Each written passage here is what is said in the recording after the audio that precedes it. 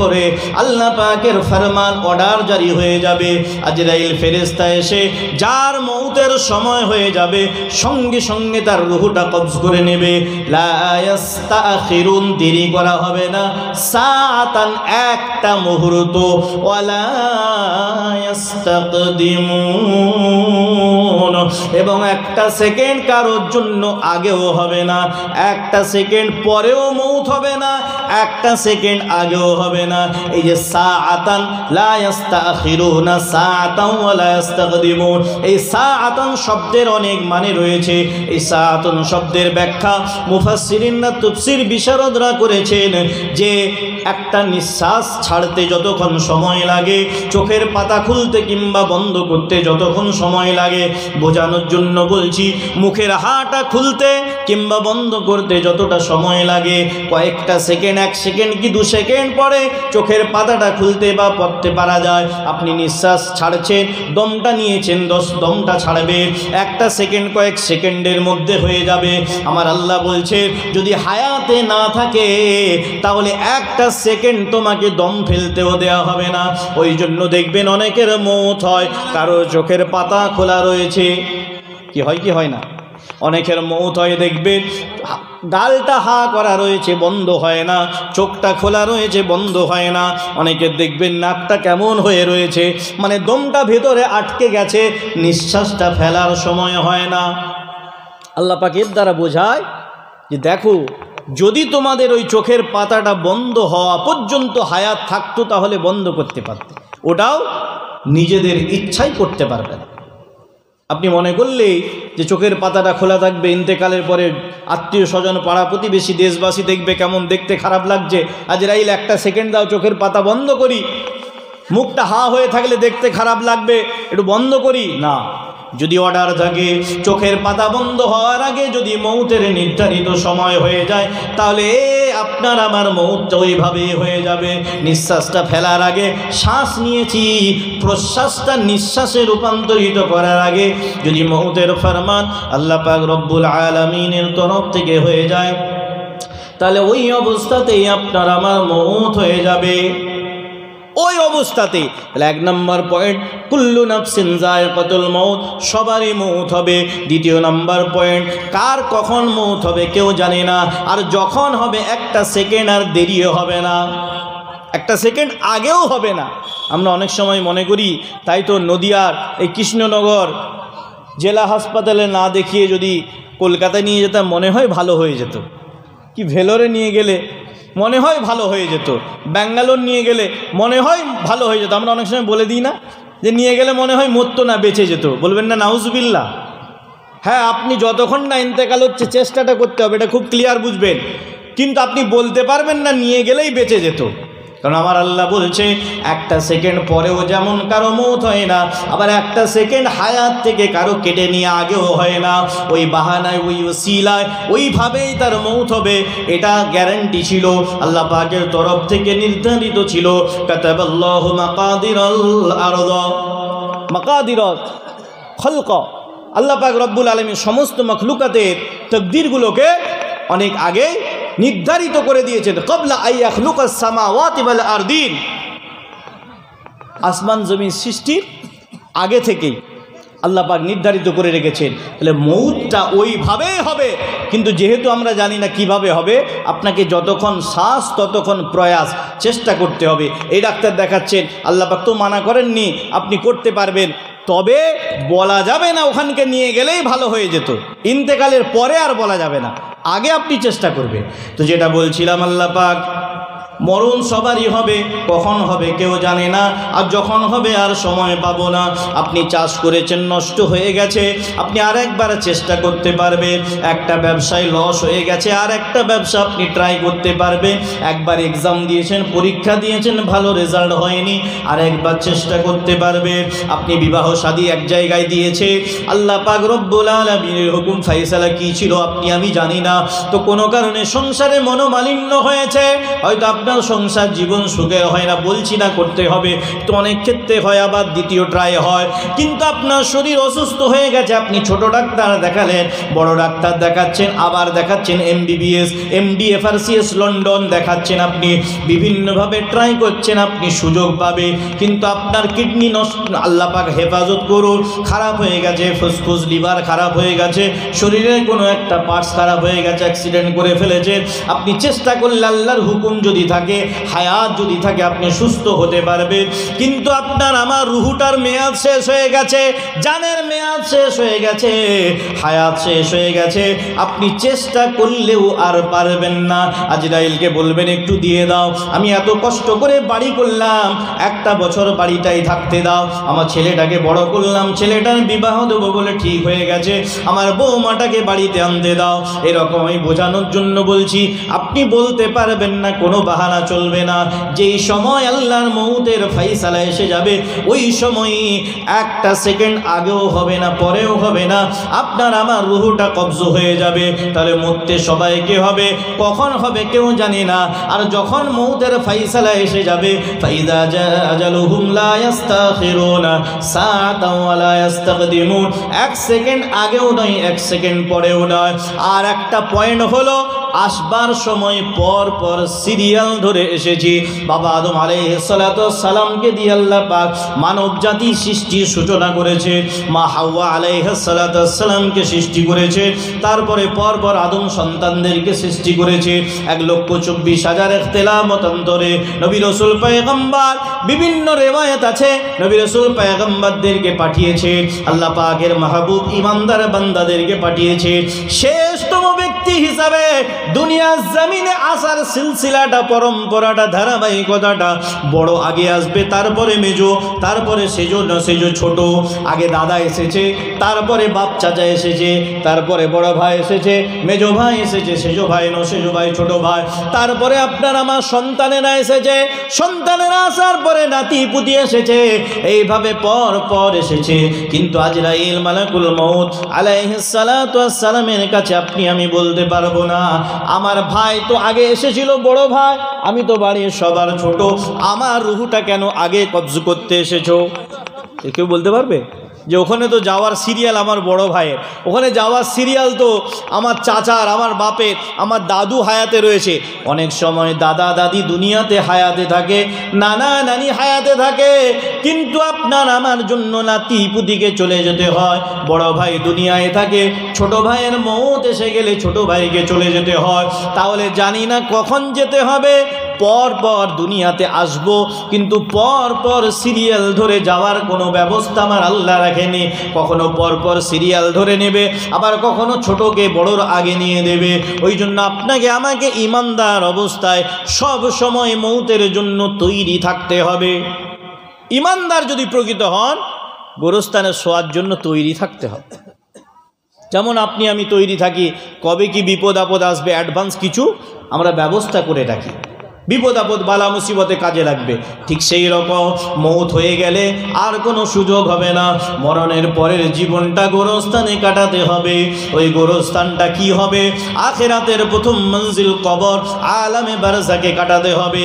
আজকে আপনি আমি এই জায়গায় বসতে হয়তো বিরক্ত হয়, মসজিদে নামাজ পড়তে, সালাত আদায় করতে বিরক্ত হয়। সামনে রমজান মাস আছে, শাবানের চাঁদ পড়ে গেছে, আর এক মাসের মধ্যে রমজানুল মুবারক আসবে। রোজা রাখতে অনেকে বাহানা করে, কেউ বলে আমার অ্যাসিডের ব্যাপার আছে, অম্বল হয়ে যায়, কেউ বলবে আমার গ্যাসের সমস্যা আছে, কেউ বলবেন সারাদিনে আমাকে 4 বার 5 বার ওষুধ খেতে হয়, বিভিন্ন রকম বাহানা চলে। হ্যাঁ, অনেকে অসুস্থ সত্যিই হতে পারে, তার জন্য পরবর্তীতে কাজা করার ব্যবস্থা থাকবে যদি শরীয়ত সম্মত অসুস্থতা থাকে। কিন্তু অনেক মানুষ গুরুত্ব দেয় না, অনেক মানুষ নেকির কাজ করার জন্য গুরুত্ব দেয় না।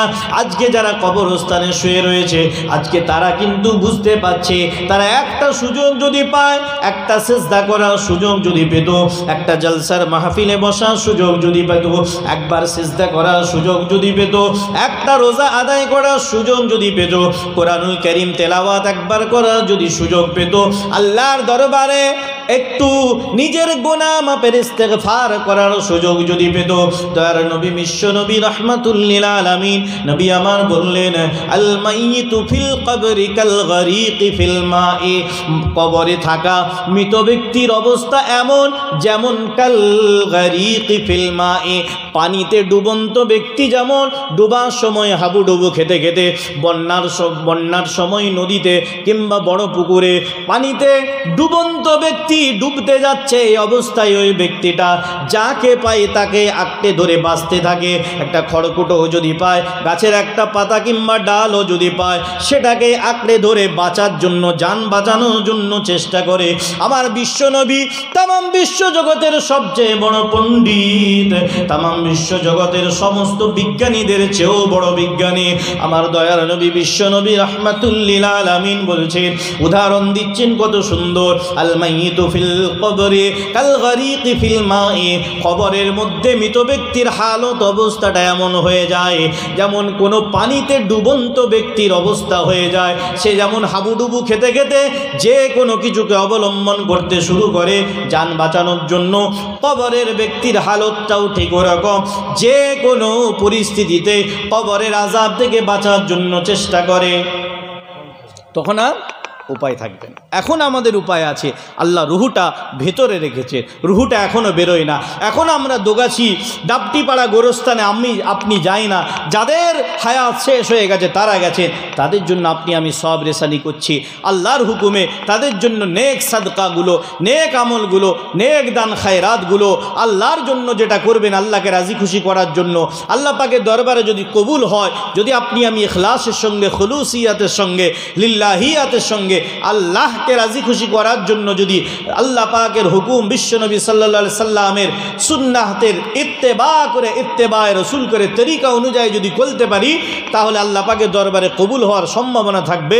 এবং সেটা যদি আপনার আমার নেক নিয়ত এবং নেক আমলটা ইখলাসের সঙ্গে হয় এবং নিজের হালাল সম্পদ থেকে যদি হয়, দান খায়রাত করছেন, কোনো ইবাদত করছেন, সেটা আল্লাহ পাক রব্বুল আলামিনের দরবারে আপনি নিয়ত করছেন, তাদের জন্য, মাই মুরব্বীদের জন্য আপনার ইসালে সব রেসানি হয়ে যাবে।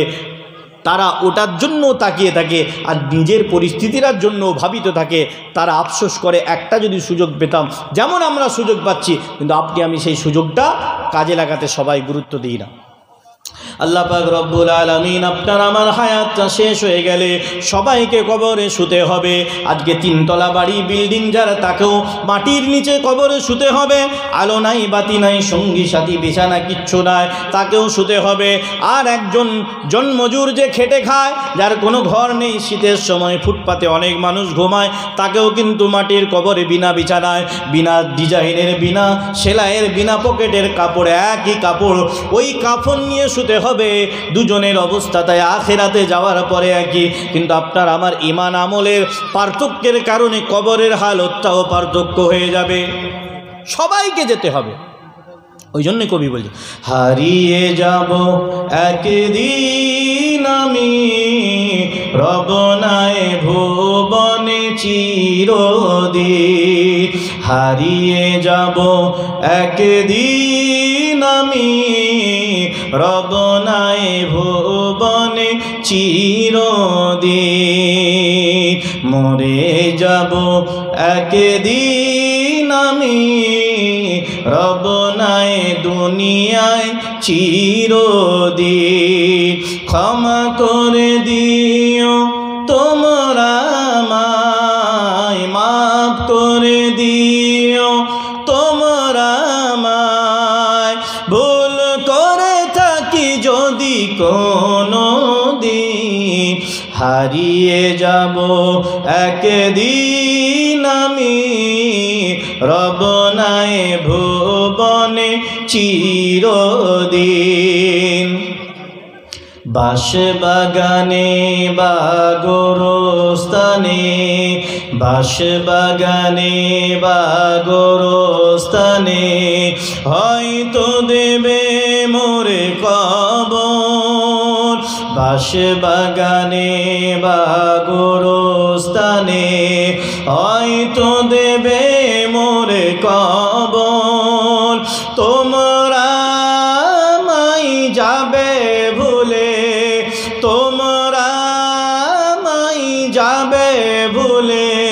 রাখবে না জানি কোনো খবর। পড়বে কি মনে আমার কথা, তোমাদের পড়বে কি মনে আমার কথা, কাঁদবে কি তোমরা কোনো দিন, হারিয়ে যাব একদিন আমি রব নাই ভুবনে চিরদিন। ছোট মাটির ঘরে আমার দেহ, ছোট মাটির ঘরে আমার দেহ, নিথর হয়ে পড়ে রবে। ছোট মাটির ঘরে আমার দেহ, নিথর হয়ে পড়ে রবে।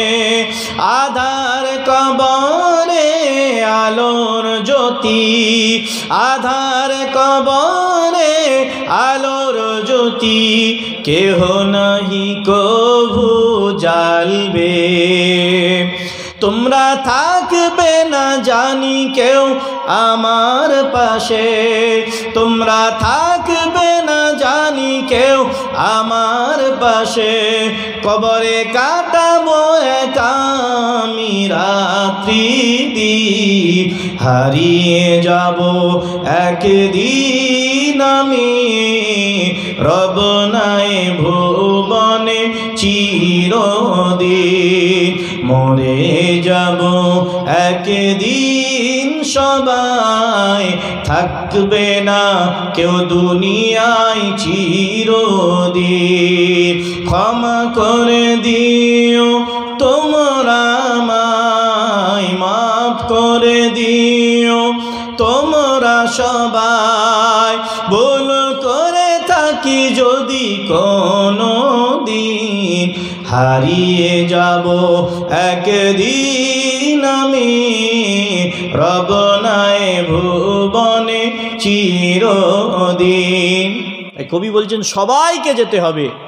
দুনিয়াতে তিনতলা বাড়ি করেছি, আমি যদি বলি আমাকে ওই বাড়ির একটা কোণে দাও, আমি কষ্ট করে বাড়ি করেছি, না, তার জন্য যেমন মাটি, আর যার বাড়ি নেই ফুটপাতে সই তারও মাটি। ওই জন্য দুনিয়াতে আপনাকে আমাকে নেক আমল করে যেতে হবে, যাতে করে কবরটা ভালো হয়। কারণ কবরে রাখার সঙ্গে সঙ্গে আপনার আমার জন্য হাদিস শরীফে এসেছে হাত্তা তাসমাউ কারআনি আলিহি, দাফন করে ফিরে আসার পরে দাফনকারীদের পায়ের জুতোর শব্দ পাবে এই রকম সময়। ওই জন্য অনেক মুহাদ্দিসিনরা আয়াত এই হাদিস শরীফের ব্যাখ্যা, হাদিসের একটা অংশ বললাম, হাদিস শরীফের এই অংশের ব্যাখ্যা বলা হয়েছে যে 40 কদম ফিরে যেতে না যেতে, মানে দূর থেকে 40 কদম দূর থেকে আওয়াজটা পাওয়ার সম্ভাবনা হয়, এই জন্য ব্যাখ্যামূলক বলা হয়েছে। হাদিস শরীফ এসেছে তাদের জুতোর চলার শব্দটা মাইয়ে শুনতে পাবে। এমত অবস্থায় কবরে তার মুনকারে নাকির এসে সওয়াল জবাব নেবে, সওয়াল করবে, প্রশ্ন করবে। হাদিস শরীফের রিওয়ায়াতে বিভিন্নভাবে এসেছে। একটা রিওয়ায়াতে এসেছে মার রব্বুকা, তোমার রবকে জিজ্ঞাসা করা হবে। মা দীনুকা, তোমার ধর্ম কি? অমান নবিয়ুকা, তোমার নবীকে। এই তিনটে কোশ্চেনের অ্যান্সার, এই তিনটে সওয়ালের জবাব যদি দিয়ে দেয়, ওই ব্যক্তিটা যদি আরবি ভালো নাও জানে, আল্লাহ পাকের হুকুমে তার আরবি জবান করে দেওয়া হবে। ওই ব্যক্তিটা উত্তর দিয়ে দেবে। দুটো রিওয়ায়াত এসেছে, একভাবে এসেছে রাদিতু বিল্লাহি রাব্বাও ওয়া বিল ইসলামি দীনাও ওয়া বি মুহাম্মাদিন সাল্লাল্লাহু আলাইহি ওয়াসাল্লাম নবিয়্যাও ওয়া রাসূলা। আর একটা রিওয়ায়াত এসেছে, সে বলবে, যখন বলা হবে মার রব্বুকা, তখন বলবে রব্বি আল্লাহ। মা দীনুকা, তখন বলবে দীনি ইসলাম। ওমান নবিয়ুকা, তখন বলা হবে নবী মুহাম্মদ সাল্লাল্লাহু আলাইহি সাল্লাম। আর একভাবে বলা হয়েছে রাদিতু বিল্লাহি রাব্বাও, আমি আল্লাহকে রব হিসাবে মেনে নিয়ে সন্তুষ্ট হয়েছি। অবিল ইসলামি দীনাও, ইসলামকে দিন হিসাবে মেনে নিয়ে আমি সন্তুষ্ট হয়েছি। অবি মুহাম্মাদিন সাল্লাল্লাহু আলাইহি ওয়াসাল্লাম নবিয়্যাও ওয়া রাসূলা, এবং আমি হযরত মুহাম্মদুর রাসূলুল্লাহ সাল্লাল্লাহু আলাইহি সাল্লামকে নবী এবং রাসূল হিসাবে মেনে নিয়েছি। তিনটে কোশ্চেন, সওয়াল আর জবাব। সওয়াল মানে প্রশ্ন, জবাব মানে উত্তর। প্রশ্ন আর উত্তর, এই তিনটে প্রশ্ন। মান রব্বুকা, মার রব্বুকা, মা দীনুকা, মান নবিয়ুকা, তোমার রবকে, তোমার দিন কি, তোমার নবীকে এই তিনটের উত্তর যদি কোনো ব্যক্তি ইমানদার ব্যক্তি দিয়ে দেয় তাহলে তার কবরটা আল কবরু রাউদাতুম মির রিয়াজিল জান্নাত, তার কবরটার এইরকম মাটির গর্ত থাকবে না। আল্লাহ পাক রব্বুল আলামিনের হুকুমে হাদিস শরীফ এসেছে তার কবরের সঙ্গে জান্নাতের একটা কানেকশন করে দেওয়া হবে। জান্নাতি খুশবু, জান্নাতি নিয়ামতের এহসাস সে তখন থেকেই পাবে। যদি বলুন না সুবহানাল্লাহ। আর যদি উত্তরটা উল্টো হয়ে যায়, সে যদি ঈমান নিয়ে না যেতে পারে, মহামূল্যবান ঈমান আমল নষ্ট করে যদি আল্লাহ না করুক দুনিয়া ছাড়ে, তাহলে সে উত্তর দিতে পারবে না। যদি এই তিনটে প্রশ্নের উত্তর মুখস্থ করেও যায়, সেখানে মুখস্থ বিদ্যা কাজে লাগবে না। পরীক্ষার হলে টুকলি করে, হল ম্যানেজ করে, চিটিংবাজি করে চলে, কিন্তু কবরে চলবে না। কবরে চলবে আপনার আমার ঈমান যদি মজবুত থাকে, কবরে থাকবে যদি আপনার আমার আমল নেক থাকে, আমলে সালেহ যদি থাকে, কবরে গিয়ে উত্তর দিতে পারবো। না হলে কিন্তু ওই ব্যক্তিটা যে নেক আমল করে যেতে পারে না, যে দুর্বল ঈমানদার, কিংবা আল্লাহ না করুক হয়তো ঈমান হারা হয়ে চলে গেছে, তার মুখ দিয়ে শুধু বেরোবে হা হা লা আদরি। হাদিস শরীফের এবারত হা হা লা আদরি। সে বলবে হাই হাই হা হা হাই হাই লা আদরি, আমি তো কিছুই বুঝতে পারছি না ফেরেশতারা আমাকে কি বলছে। তখন তার কবরটা জাহান্নামের সাথে কানেক্টেড করে দেওয়া হবে। বিশ্বনবী রাহমাতুল্লিল আলামিন বললেন, উত্তর দেওয়ার পরে কারো কবরটা আল কবরু রাউদাতুম মির রিয়াজিল জান্নাহ হয়ে যাবে, ঈমানদারের কবরটা জান্নাতের বাগান হয়ে যাবে। আও হাফরাতুম মিন হুফারিন নার। আর উত্তর যদি না দিতে পারে কারো জন্য, অর্থাৎ সেই ব্যক্তি যে কবরে মুনকার নাকিরের সওয়ালের জবাব দিতে পারবে না, অর্থাৎ আল্লাহকে আল্লাহ বলে সাক্ষী সেখানে কবরে দিতে পারবে না, আল্লাহর হুকুমে ফেরেশতাদের প্রশ্ন, আর ইসলামকে দিন বলে সেখানে স্বীকৃতি দিতে পারবে না, নবীকে নবী বলে সেখানে কবরে সাক্ষী দিতে পারবে না। অর্থাৎ তার ঈমান যদি পরিপূর্ণ থাকে তবেই দিতে পারবে, নেক আমল যদি করে যায় তবেই দিতে পারবে, না হলে মুখস্থ বিদ্যা ঝাড়লে সেখানে হবে না। যদি দিতে পারে তার কবরটা জান্নাতের বাগান হয়ে যাবে। না হলে কিন্তু কবরটা যদি পাকাও করে দেয়া হয়, টাইলস বসানো সুন্দর বাড়ির ভিতরেও যদি কবর দেয়া হয়, তার কবরটা জাহান্নামের সাথে কানেক্টেড হয়ে করে দেয়া হবে। তার কবরটা ও হাফরাতুম মিন হুফারিন নার, জাহান্নামের গর্ত সমূহের মধ্যে একটি গর্তে রূপান্তরিত হয়ে যাবে। বলুন নাউযুবিল্লাহ। এখানে যেমন করে যাবে সেখানে তেমন পাবে। এখানে আল্লাহ পাঠিয়েছেন নেক আমল করার জন্য। কোরআন শরীফ 29 পারা সূরা মুলক আল্লাহ পাক 2 নম্বর আয়াতে বলছেন, আল্লাযী খালাকাল মাউতা ওয়াল হায়াতা লিয়াবলুয়াকুম আইয়ুকুম আহসানু আমালা। আল্লাযী অর্থাৎ আল্লাহ পাক রব্বুল আলামিনকে ইঙ্গিত করে আল্লাহ পাক নিজেই বলছেন, খালাকাল মাউতা, আল্লাহ মউত সৃষ্টি করেছেন, ওয়াল হায়াতা, হায়াত সৃষ্টি করেছে, অর্থাৎ হায়াত মউত দিয়েছেন, মৃতকে জিন্দা করে দুনিয়াতে পাঠিয়েছে, আবার ওই জিন্দা মানুষটাকে হায়াত শেষ হয়ে গেলে মউত দান করেছে, যার মাধ্যমে এক জায়গা আল্লাহ পাক রব্বুল আলামিনের তরফ থেকে দুনিয়ায় এসেছি মায়ের ওসিলা দিয়ে, বাপের ঔরসে মায়ের গর্ভে দুনিয়াতে বেলাদাতের মাধ্যম দিয়ে এসেছি। দুনিয়া বা ছেড়ে আল্লাহর কাছে ফিরে যাবেও। ওই জন্য কেউ ইন্তেকাল করলে আমরা কি বলি? ইন্না লিল্লাহি ওয়া ইন্না ইলাইহি রাজিউন। নিশ্চয় ইন্না, নিশ্চয় লিল্লাহি, সবকিছুই আল্লাহর জন্য, কারণ আল্লাহ পাকই হলেন সবকিছুর মালিক। ওয়া ইন্না ইলাইহি রাজিউন, যেহেতু আল্লাহ পাক রব্বুল আলামিন সবকিছুর মালিক আর আমরা এসেছি আল্লাহর তরফ থেকে, তাই মালিক পাঠিয়েছেন। যখন দুনিয়ায় এসেছি, এসে কারোর ছেলে হিসাবে এসেছে, কারোর ভাই হিসাবে সম্পর্ক হয়েছে, কারো স্বামী স্ত্রীর সম্পর্ক হয়েছে, কারো বন্ধু হিসাবে দুনিয়ায় আল্লাহ সম্পর্ক দিয়েছে, কিন্তু এসেছি আল্লাহর হুকুমে। আবার আল্লাহ যখন ডাক দিবে তখন আল্লাহর দিকে ওয়া ইন্না ইলাইহি রাজিউন, আল্লাহ পাক রব্বুল আলামিনের দরবারে ফিরে যেতে হবে। কোরআন শরীফ সূরা বাকারার 2 পারায় আমার আল্লাহ পাক 2 পৃষ্ঠার শেষের দিকে এই আয়াতে কারিমাটা দিয়েছেন। আল্লাহ পাক রব্বুল আলামিনের দিকে আপনাকে আমাকে ফিরে যেতে হবে। ওই জন্য সেখানে যাওয়ার আগে আপনাকে আমাকে নেক আমল করতে হবে, ভাবতে হবে দুনিয়ায় এসেছি, যা কিছু করছি ওখানে জবাব দিতে হবে। কারণ আল্লাহ বললেন, আল্লাযী খালাকাল মাউতা ওয়াল হায়াত, হায়াতা, আল্লাহ পাক মউত এবং হায়াতকে সৃষ্টি করেছেন লিয়াবলুয়াকুম, আল্লাহ বলছেন তোমাদেরকে পরীক্ষা করার জন্য। আইয়ুকুম, তোমাদের মধ্য থেকে কে আহসানু আমালা, হাসান মানে সুন্দর, আহসান মানে ইসমে তাফজিলের সেগা, ইংরেজিতে যেটাকে সুপারলেটিভ ফর্ম বলা হয়। যেমন গুড মানে ভালো, বেটার মানে একজনের চেয়ে ভালো, বেস্ট মানে সবচেয়ে ভালো, হাসান মানে সুন্দর, আহসান সুপারলেটিভ ফর্ম। আরবিতে যেটাকে ইসমে তাফজিলের সেগা বলা হয়। যেমন আল্লাহু আকবার, কবিরুন মানে বড়, আকবার মানে সবার চেয়ে বড়। আল্লাহ পাক হলেন সবার চেয়ে বড়, আল্লাহ পাকের সঙ্গে কোনো তুলনা নয়। সুবহানাহু ওয়া তাআলা, সব কিছুর ঊর্ধ্বে। ওই জন্যই বলা হয় হাসান মানে সুন্দর, আহসান মানে উত্তম। আমার আল্লাহ পাক রব্বুল আলামিন বলছে তোমাদেরকে হায়াত মউত দিয়েছি, অর্থাৎ দুনিয়াতে নির্দিষ্ট একটা হায়াত দিয়েছি, ওই হায়াত শেষ হলে আবার মউত হবে।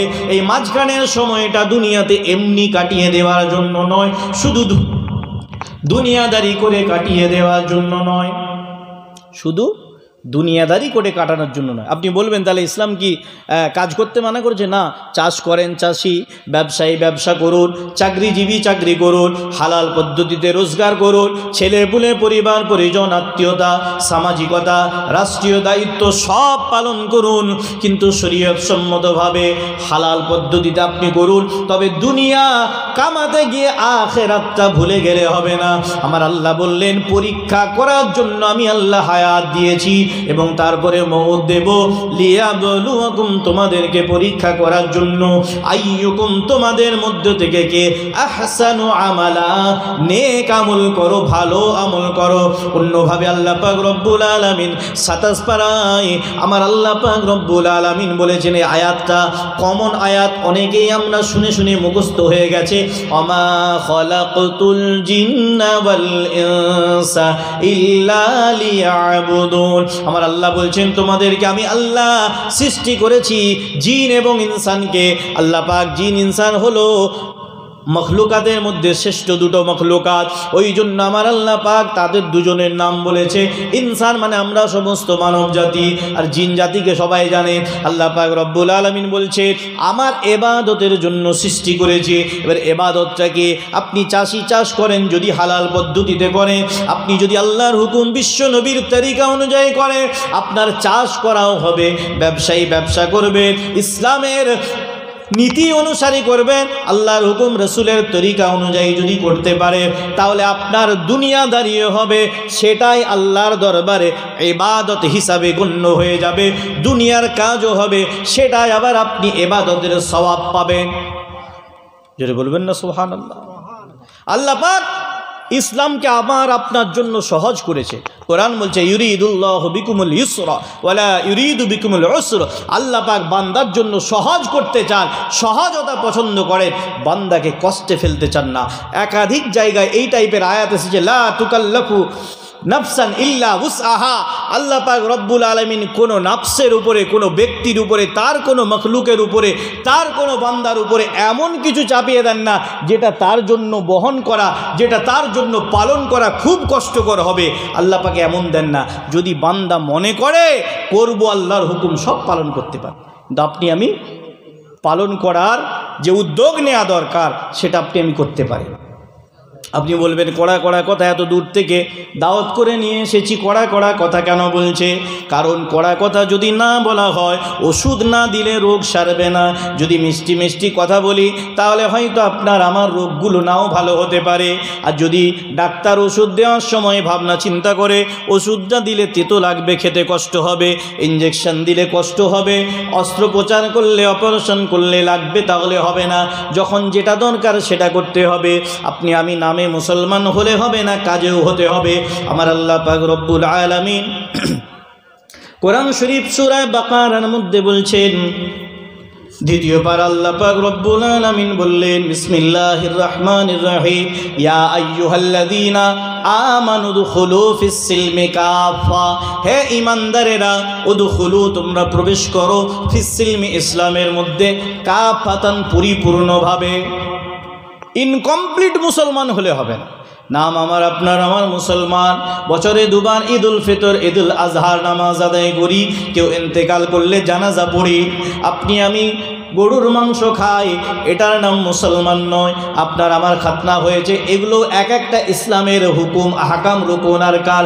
কিন্তু আপনাকে আমাকে আধা আধি মুসলমান হলে হবে না, আপনাকে আমাকে ইনকমপ্লিট মুসলমান হলে হবে না, আপনাকে আমাকে মুকাম্মাল মুমিন হতে হবে, পরিপূর্ণ মুসলমান হতে হবে, এবং আপনাকে আমাকে কমপ্লিট মুসলমান হতে হবে। আপনার আমার কথাবার্তায় বোঝা যাবে আপনি আমি মুসলমান, আপনার আমার আখলাক, আপনার আমার আচার আচরণ ব্যবহারে বোঝা যাবে আপনি আমি মুসলমান, আপনার আমার পোশাক আশাকে বোঝা যাবে আপনি আমি মুসলমান, আপনার আমার সামাজিকতায় বোঝা যাবে আপনি আমি মুসলমান, আপনার আমার নামটাও হবে মুসলমানে, আপনার আমার কাজটাও হবে মুসলমানে। সাহাবায়ে কেরামের আদর্শ যেমন ছিল, নামও ছিল মুসলমানের, কাজও ছিল মুসলমানের। শহীদান হুজুরদের আদর্শ যেমন ছিল, নামও ছিল মুসলমানের, কাজও ছিল মুসলমানের। আল্লাহ পাকের মাহবুব বান্দাদের নামও ছিল মুসলমানের, কাজটাও ছিল মুসলমানের। আপনার আমার কথাবার্তা, আচার ব্যবহার, আলাপ আলোচনা, আপনার আমার শয়নে স্বপনে, দুনিয়ার সামাজিকতা, লৌকিকতা, রাষ্ট্রীয়তা, সমস্ত দিক থেকে আপনার আমাকে দেখেই যেন বোঝা যাবে এটা আল্লাহর বান্দা, এটা রসুলের উম্মত, এটা কোরআনের অনুসারী, এটা ইসলামের অনুসারী মুসলমান। তাহলে আপনার আমার জন্য আল্লাহ পাক ওই জন্যই বলেছে মুসলমান। আল্লাহ পাক প্রথমে বললেন ইয়া আইয়ুহাল্লাযীনা আমানু, হে ঈমানদারেরা। আল্লাহ পাক কিন্তু অন্য কাউকে বলছেন না, আল্লাহ পাক আপনাকে আমাকেই বলছে। এটা লক্ষ্য করেন কোরআনে কারীমের আয়াত, আল্লাহ পাক ঈমানদার বলেই বলছেন হে ঈমানদারেরা উদখুলু, তোমরা প্রবেশ করো, ফিস-সিলমি, ইসলামের মধ্যে কাফা, পরিপূর্ণভাবে। ওয়ালা তাত্তাবিউ খুতুওয়াতিশ শাইতান, এবং শয়তানের পদাঙ্ক, শয়তানের নকশে কদম, শয়তানের অনুসারী হয়েও না, শয়তানের রাস্তায় শয়তানকে অনুসরণ করে চলো না, কারণ ইন্নাহু লাকুম আদুউম মুবিন, কারণ শয়তান হলো তোমাদের প্রকাশ্য শত্রু। আদম আলাইহিস সালাতু ওয়াস সালাম থেকে আমাদের সকলের আদি পিতা আদম নবী থেকেই শয়তান শয়তানি করেছে, প্রকাশ্য শত্রুতা করেছে। আপনি আমি ঘটনা সবই জানি। আপনাকে আমাকে চলতে হবে রহমানের হুকুম অনুযায়ী, শয়তানের জন্য হুকুম অনুযায়ী না। শয়তান চাইবে বান্দাকে, আল্লাহর বান্দাকে ওয়াসওয়াসা দিয়ে, ধোঁকা দিয়ে, প্রতারণা দিয়ে জাহান্নামী বানাতে, আর আমার আল্লাহ চান বান্দাকে জান্নাতি করতে। তা আপনাকে আমাকে রাস্তাটা আমার আল্লাহ বায়ান করে দিয়েছেন, বর্ণনা করে দিয়েছেন, কোনটা শয়তানের রাস্তা, জাহান্নামের রাস্তা, কোনটা জান্নাতের রাস্তা। ইসলাম আপনাকে আমাকে শিখিয়েছে, কোরআন আপনাকে আমাকে শিখিয়েছে। কারণ ইসলাম হলো ইন্নাদ-দীনা ইনদাল্লাহিল ইসলাম, ইসলাম হলো পূর্ণাঙ্গ জীবন ব্যবস্থা। ইসলাম হলো আল্লাহ পাকের মনোনীত, নির্বাচিত, নির্ধারিত একমাত্র ধর্ম, কমপ্লিট ধর্ম। কারণ আল্লাহ পাক বলেছেন আল ইয়াউমা আকমালতু লাকুম দীনাকুম ওয়া আতমামতু আলাইকুম নি'মাতি ওয়া রাদিতু লাকুমুল ইসলাম দীনা। আজকে আমি তোমাদের জন্য ইসলামকে কমপ্লিট করে দিলাম, পূর্ণাঙ্গ করে দিলাম। ওয়া আতমামতু আলাইকুম নি'মাতি, তোমাদের উপরে আমার যে সমস্ত নিয়ামত দেওয়ার কথা, আমি সব নিয়ামত আমি দুনিয়ার জমিনে পরিপূর্ণ করে দিলাম। ওয়া রাদিতু লাকুমুল ইসলাম দীনা, এবং তোমাদের জন্য মনোনীত ধর্ম হিসাবে আমি ইসলামকে আমি আল্লাহ মনোনীত করে দিলাম। জোরে বলুন না সুবহানাল্লাহ। আপনাকে আমাকে কমপ্লিট মুসলমান হতে হবে, কারণ ইসলাম পূর্ণাঙ্গ জীবন বিধান দিয়েছে। Islam is the complete code of life. Islam হলো পূর্ণাঙ্গ জীবন ব্যবস্থা। আপনাকে আমাকে বিশ্ব নবী আদর্শ শিখিয়েছেন, কোরআনের আদর্শ, দয়ার নবী আদর্শ শিখিয়েছেন, তার জীবন আদর্শ। কারণ আল্লাহ পাক রব্বুল আলামিন আপনাকে আমাকে খালি দুনিয়ায় পাঠিয়ে দিয়ে ছেড়ে দেয় না, আপনাকে আমাকে গাইডলাইন হিসাবে, যেমন কোনো প্রোডাক্টের ইউজার ম্যানুয়াল থাকে, কিভাবে মোবাইল চালাবেন, কিভাবে কম্পিউটার চালাবেন, ঠিক সেই রকমভাবে মানুষ কিভাবে চলবে, কোন পথে চলবে, ইসলাম নির্দেশনা দিয়েছে, কোরআন নির্দেশনা দিয়েছে। আর সবার সামনে, আপনার আমার সামনে, তামাম বিশ্বজগতের সামনে আদর্শ, আইডল, মডেল হিসাবে দয়ার নবী আছে। কারণ বিশ্ব নবীর মধ্যে রয়েছে আল্লাহ পাক রব্বুল আলামিন বলছেন লাকাদ কানা লাকুম ফি রাসূলিল্লাহি উসওয়াতুন হাসানা। কোরআন শরীফ 21 পারা, সূরার নাম সূরাতুল আহজাব, আয়াত নাম্বার 21। আমার আল্লাহ পাক রব্বুল আলামিন বলছেন লাকাদ কানা লাকুম, তোমাদের জন্য রয়েছে ফি রাসূলিল্লাহি, আল্লাহর রাসূলের মধ্যে উসওয়াতুন হাসানা, উত্তম আদর্শ রয়েছে। উসওয়ায়ে হাসানা, যে আদর্শ তামাম বিশ্ব জগতের মধ্যে কারো নাই। সমস্ত দুনিয়ার যত মহামনীষী, কাউকে ছোট করছি না, সর্বধর্মের সর্ববর্ণের মানুষকে আমরা ভালোবাসি। ইসলাম আপনাকে আমাকে সে শিক্ষা দিয়েছে। কারণ আল্লাহ পাক যদিও বলেছেন ইন্নাদ-দীনা ইনদাল্লাহিল ইসলাম, আল্লাহর মনোনীত, পছন্দনীয়, মনোনীত, নির্বাচিত, নির্ধারিত ধর্ম হলো ইসলাম, কিন্তু আমার আল্লাহ আবার বলেছে হে নবী আপনি বলে দেন লাকুম দীনুকুম ওয়ালিয়াদিন লা ইকরাহা ফিদ্দীন। আমরা অন্য কোনো ধর্মের উপরে জোর জুলুম করতে পারি না, ইসলাম শেখায় না। কিন্তু আমার আল্লাহ বলছেন তামাম দুনিয়ার সবার উপরে, সবার জীবনে আপনি যদি দেখেন নেগেটিভ আর পজিটিভ আছে, ভালো মন্দ আলোচনা সমালোচনা আছে, কিন্তু এমন একজন ব্যক্তি আছে যার জীবনের 63 বৎসরের দুনিয়ার জীবনে যার কোনো মন্দ নেগেটিভ দিক নেই, পুরোটাই ভালো দিক, পজিটিভ দিক। জোরে বলুন না সুবহান। উসওয়াতুন হাসানা।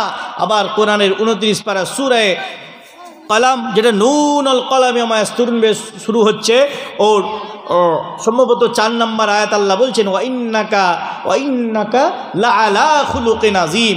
ওখানে সূরা আহজাবের 21 পারা, সূরা আহজাবের 21 নম্বর আয়াতে বলা হলো রসুলকে আমি সবচেয়ে উত্তম আদর্শ দিয়েছি। উনি পিতা হিসাবে আদর্শবান, স্বামী হিসাবে আদর্শবান, রাষ্ট্রনায়ক হিসাবে আদর্শবান, যুদ্ধের সেনাপতি হিসাবে আদর্শবান, ধর্মীয় গুরু হিসাবে আদর্শবান, নবী হিসাবে আদর্শবান, একজন ভাই হিসাবে আদর্শবান, একজন সামাজিক ব্যক্তি হিসাবে আদর্শবান, সর্বদিক থেকে বিশ্বনবী ছিলেন সর্বোৎকৃষ্ট, সবচেয়ে উত্তম আদর্শের অধিকারী, যেটা কোরআন সার্টিফিকেট দিচ্ছে। আল্লাহ বলছেন উসওয়াতুন হাসানা, সর্বোত্তম আদর্শ। আর কোরআনই অপর আয়াতে আল্লাহ পাক রব্বুল আলামিন বলছেন খুলুকে আজিম, অর্থাৎ সর্বোৎকৃষ্ট চরিত্র। ওটা হলো আদর্শের দিক থেকে বিশ্বনবী সবার চেয়ে উপরে, আর এখানে চরিত্রের দিক থেকে সবার চেয়ে উপরে। কারণ বিশ্বনবীর চরিত্র মোবারকের মধ্যে কোনো রকম নেগেটিভ দিক নাই, কোনো রকম আপনার স্ক্যান্ডাল নাই, কোনো রকম নেগেটিভিটি নাই, কোনো রকম জোর জুলুম নাই, কোনো রকম অত্যাচার নাই, কোনো রকম কারোর উপরে অন্যায় নাই। আপনি নিরপেক্ষ দৃষ্টিতে যদি বিশ্বনবীর 63 বৎসরের লাইফ হিস্ট্রি আপনি রিসার্চ করেন, দেখবেন আমার দয়ার নবী কখনো কারো সঙ্গে কোনো রকম আগে বাড়িয়ে ঝামেলায় যাননি। যুদ্ধ যদিও করেছেন, একটাও নিজে থেকে আগে যুদ্ধ করেননি, অফেন্সিভ করেননি, ডিফেন্সিভ করেছেন। আগে ওনার উপরে হামলা হয়েছে, উনি সেটা প্রতিরক্ষা করেছেন, আপনি দেখতে পারবেন না। তাও বলেছেন কোনো মহিলাদের উপরে যেন না আঘাত হয়, তাও বলেছেন কোনো শিশুর উপরে যেন না আঘাত হয়, তাও বলেছেন কোনো বয়স্ক মানুষের যেন না ক্ষতি না হয়, তাও বলেছেন যে রাস্তা দিয়ে যাবে শত্রুপক্ষের যদি একটা গাছও থাকে ওই গাছের একটা পাতাও যেন না ছেঁড়া হয়। এটাই ছিলেন আমার আপনার নবী। জোরে বলুন না সুবহানাল্লাহ। ওনার চরিত্রে কোনো দাগ নেই, কোনো রকম ব্যভিচার নেই, কোনো রকম অত্যাচার নেই, কোনো রকম অনাচার নাই।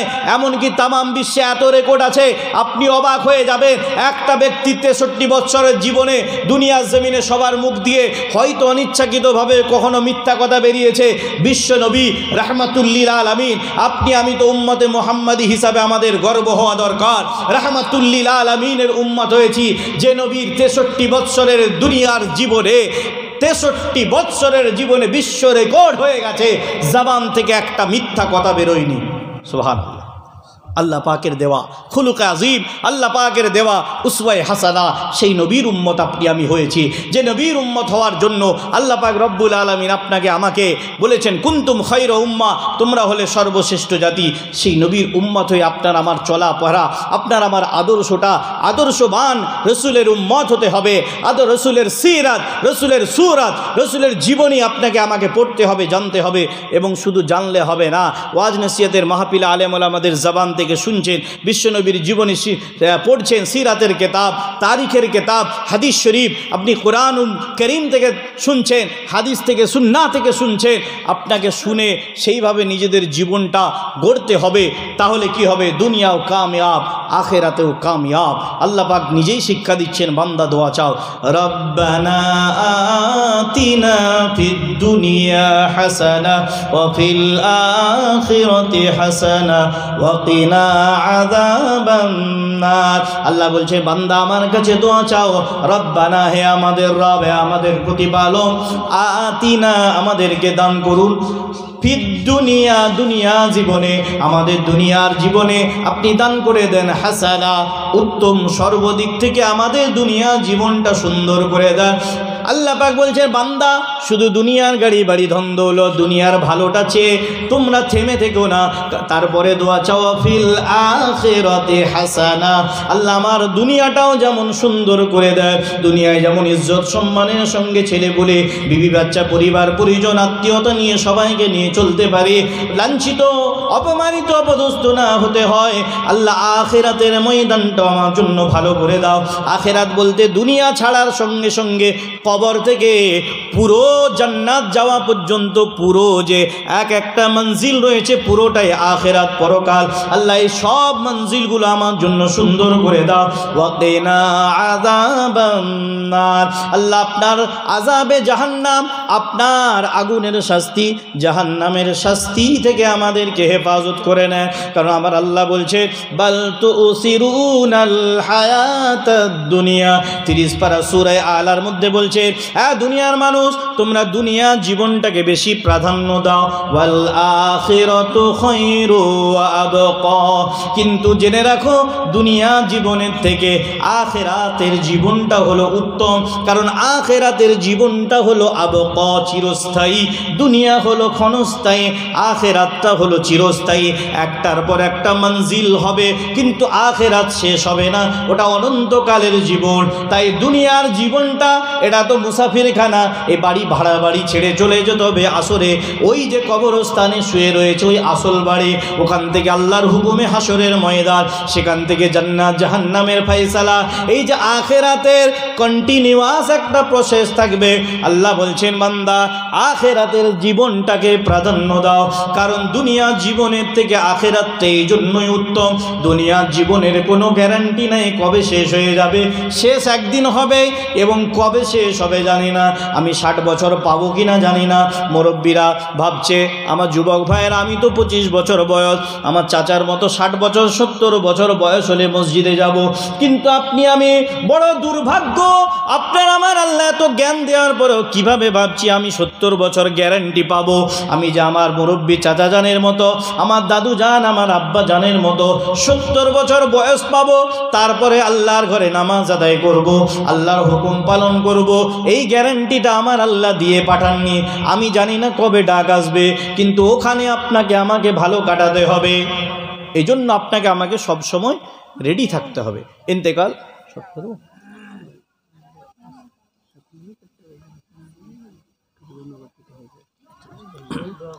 আচ্ছা, ঠিক আছে, ইন্তেকাল সবারই হবে। যাই হোক, হ্যাঁ প্রায় 12টা পার হয়ে গেছে। ইনশাল্লাহ আবার যদি আল্লাহ পাক কখনো সুযোগ দেন আলাপ আলোচনা হবে। তো একটা হাদিস শরীফ তেলাওয়াত করেছিলাম। আজকে যেহেতু গোরস্থান উপলক্ষেই এই ইসলামিক জলসা, সেই তার উপরেই কিছু কথা বলার চেষ্টা করেছি। প্রথমবার এলাম, সবার হয়তো ভালো লাগবে না, আর ভালো লাগার উদ্দেশ্যে ওয়াজ করাও যাবে না। আল্লাহ পাক রব্বুল আলামিনকে রাজি খুশি করার জন্য বলতে হবে।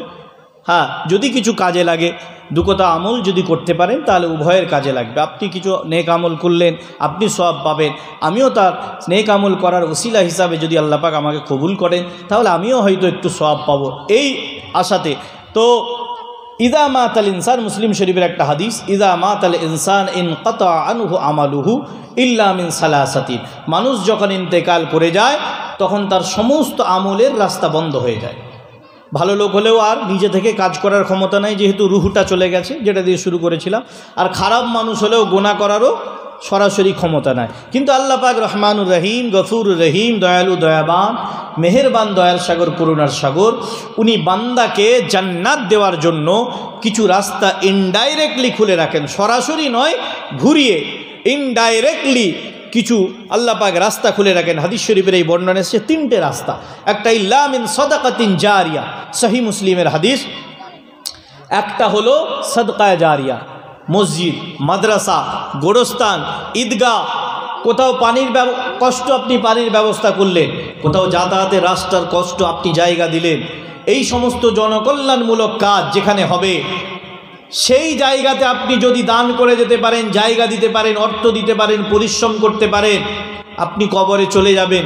কবরে শুয়ে শুয়ে আপনার দেওয়া জায়গায় মসজিদে যতদিন নামাজ আদায় হবে, যতদিন আপনার দেওয়া জায়গায় গোরস্থানে কবরস্থ করা হবে, আদবের সঙ্গে মোমেন মুসলমানের লাশটাকে কবরে দাফন করা হবে, ততদিন পর্যন্ত আপনি জায়গা দিলেন, সেখানে মানুষের চলাচলের রাস্তার ব্যবস্থা হলো, পানির ব্যবস্থা হলো, জনকল্যাণমূলক কাজ যেগুলো সর্বসাধারণ উপকার পাবে, যতদিন ওই কাজটা চালু থাকবে আপনি কবরে শুয়ে যাবেন।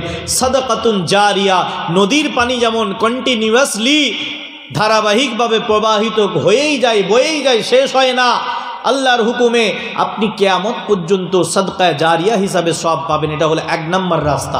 2 নম্বর রাস্তা, ও ইলমিন ইউনতাফাউ বিহি, আপনি উপকারী ফায়দাপূর্ণ কিছু ইলম অর্জন করেছেন, কোরআন শিক্ষা করেছেন, হাদিস শরীফ শিক্ষা করেছেন, ইসলামের হুকুম হাকাম শিক্ষা করেছেন, আপনি শরীয়তের বিধানগুলো, নামাজ, রোজা, হজ, যাকাত, তাসবিহ, তাহলিল, ইবাদত বন্দেগী কীভাবে করতে হবে, আমার বাবাজিরাও শিক্ষা গ্রহণ করেছেন, মা বোনেরাও শিক্ষা গ্রহণ করেছেন, আরও 10 জনকে শিখাচ্ছেন, তার থেকে আরও 20 জন, 30 জন, 50 জন, যতজন পর্যন্ত আপনার দেওয়া শিক্ষাটা যাবে, আপনি কবরে শুয়ে থাকবেন, আপনার কবরে সাদকায়ে জারিয়া হিসাবে যতদিন পর্যন্ত আপনার ওই ফায়দা দানকারী আও ইলমিন ইউনতাফাউ বিহি, মুনতাফি ইলমটা যত দূর পর্যন্ত যাবে আপনি কবরে শুয়ে শুয়ে সওয়াব পাবেন।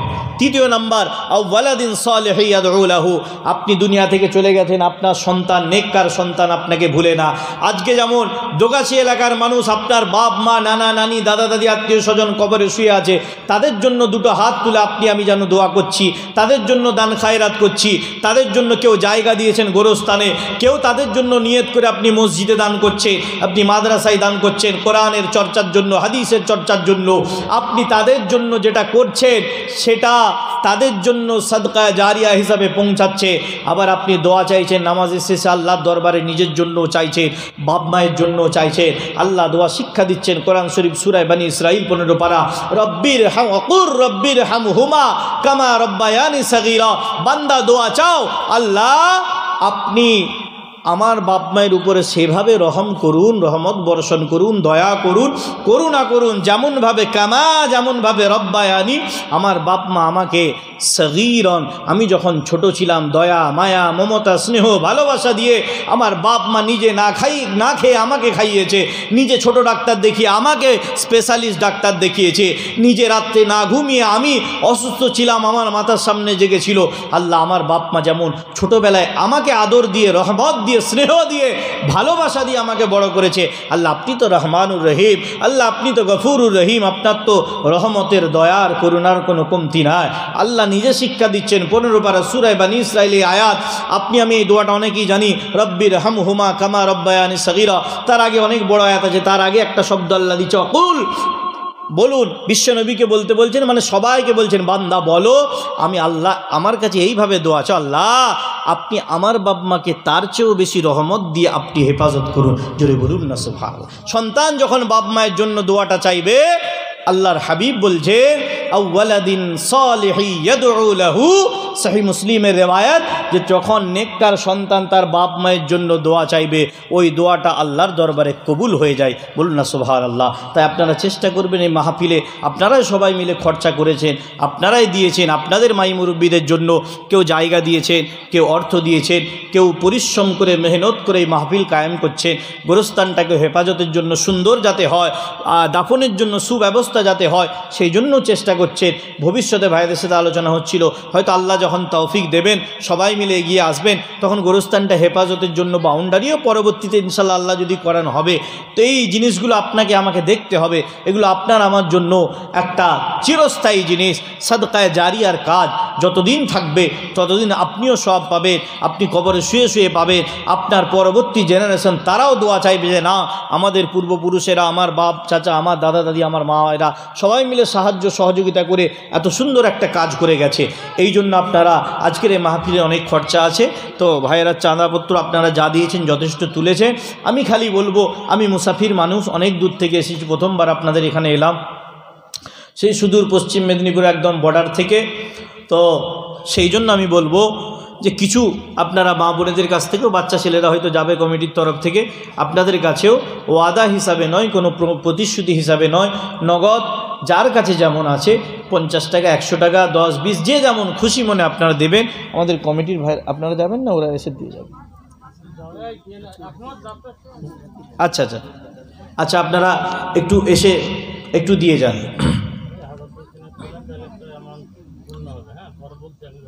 আচ্ছা জি,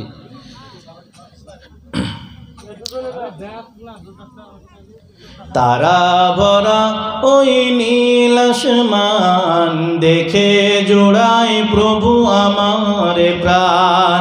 তারা ভরা এই নীল আসমান দেখে জোড়ায় প্রভু আমার প্রাণ। এমন করে কে সাজালো, এমন করে কে সাজালো, আল্লাহ মহান তুমি, আল্লাহ মহান, আল্লাহ মহান সে যে আল্লাহ মহান। তারা ভরা ওই নীল আসমান দেখে জোড়ায় প্রভু আমার প্রাণ।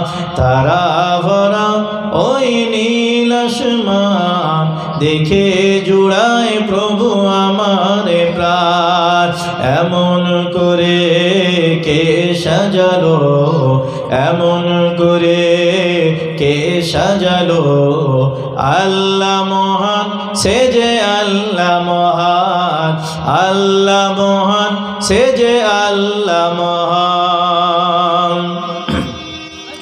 রাত কেটে যখনই ভোর আসে, রাত কেটে যখনই ভোর আসে, আকাশের তারকারা আকাশে ভাসে। রাত কেটে যখনই ভোর আসে, আকাশের পাখিরা জিকির করে। এমন কালাম কে শেখালো, এমন কালাম কে শেখালো, আল্লাহ মহান সে যে আল্লাহ মহান, আল্লাহ মহান সে যে আল্লাহ মহান। তারা ভরা এই নীল আসমান দেখে জোড়ায় প্রভু আমার প্রাণ। একটু যে যা দেবেন একটু হাত বাড়িয়ে দেবেন, তারপরে ইনশাল্লাহ একটু সংক্ষিপ্ত দোয়া হয়ে যাবে। তারা ভরা এই নীল আসমান দেখে জোড়ায় প্রভু আমার প্রাণ।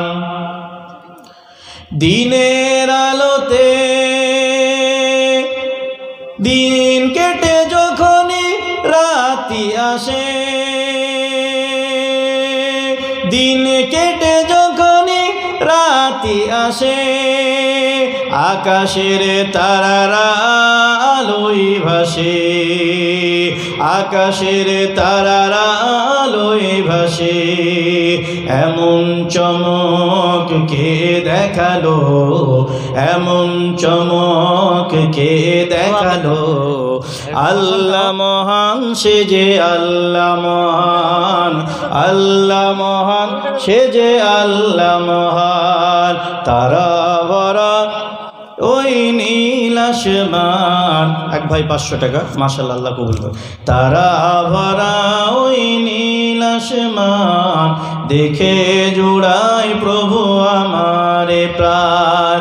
এমন করে কে সাজালো, এমন করে কে সাজালো, আল্লাহ মহান সে যে আল্লাহ মহান, আল্লাহ মহান সে যে আল্লাহ মহান।